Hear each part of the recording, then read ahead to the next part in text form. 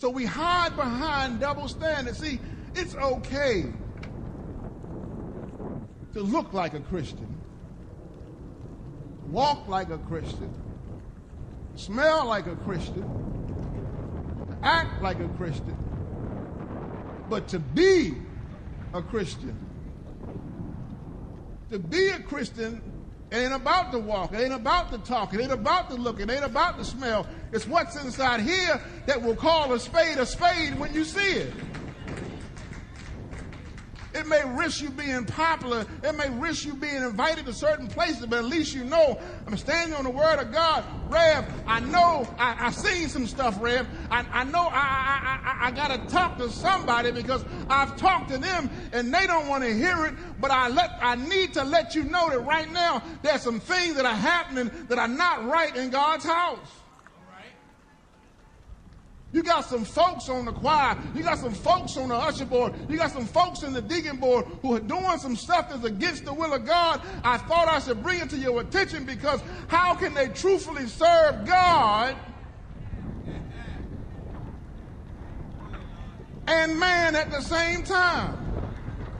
See, what you don't understand, and this is why it is a community and a body, is that as the pastor, as the leader, I don't see everything. But the folks in this community do. So when they walk through the walls or in the doors and they see folks in key positions in the house of God and they know that their lifestyle is not right, it makes them say, well, there's nowhere in the world I want to worship here because I seen Sister So-and-so yesterday over at the Legion. I seen Brother So-and-so the other day sitting at the bar. I'm not even going to tell where I saw her. But it was about 1 o'clock in the morning. And that sure wasn't the house she was coming out of. When you know these things, you got to speak up. Because if not, the house that you represent is on shaky ground. See, we're good at smiling in faces. We're good at saying the right words and giving the right answers. But when there's dirt, you can't hide and you can't sweep it up fast enough. The problem is while you don't see it dripping off you, other folks do. And eventually it's going to catch up with you. Paul said, don't let that happen. Because if you claim the title of Christian, you got a standard for which to uphold. We have standards for which to uphold. Even at the pastor's seat. I don't care how high the position. If he's wrong, then he should be sat down. How can you preach the word? And this is why I've had a problem for many years when you know that a pastor is preaching but ain't living like he's preaching.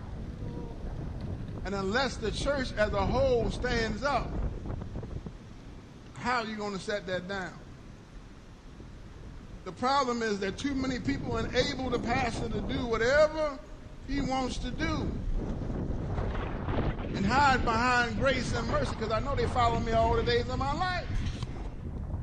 But grace and mercy also gives you enough wisdom to say it's time to sit down, because you can't fully minister while you mess it. Because what happens is, if we allow the mess, then we become the mess.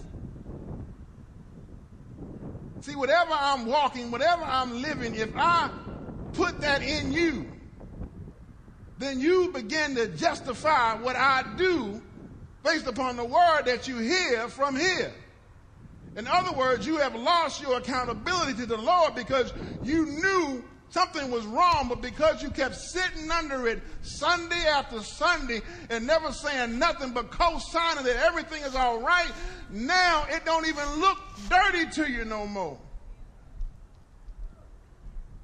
I'm not saying that Bishop in Atlanta is guilty or not guilty, but what I'm saying is if there were some folks who knew what he was doing and never said something, co-signed what he was doing and became a part of the problem, so now the church does not have the same power that it once had because it has faulty things going on inside. And now the whole congregation, those who have co-signed, those who have left. The problem is, in God's house, it should not be there. Am I my brother's keeper? Yes, I am my brother's keeper. Do I judge the inside? Yes, I do judge the inside. Because what happens on the inside will determine how we go to the outside.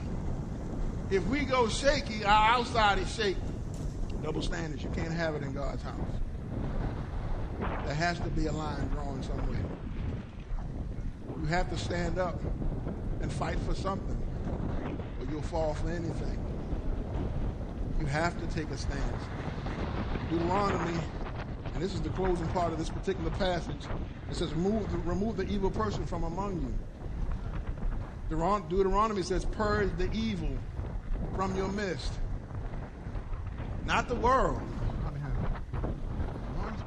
The insiders, the infiltrators, the instigators, those who claim Christ but don't know a thing about him, those who say, I love the Lord, but the minute they walk outside those doors, you can't see the love of Christ in them. The ones who will come and say, Rev, anything you need, just let me know. I can help you out.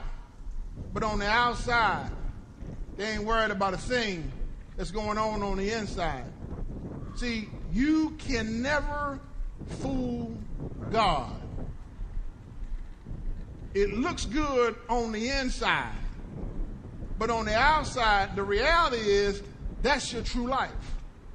So if you're a child of God and you hanging around with folks of immoral value, if you're hanging with folks who are idolaters and drunkards and swindlers and liars and cheaters, if you're hanging out with folks who so-called claim to be Christians, and you hanging out with him and you justifying everything you doing that ain't a part of the worship of God, that ain't a part of kingdom building, if you engage in these things, you are a double standard kind of person. Which means as long as it don't affect me, I can live with it and let them do whatever they want.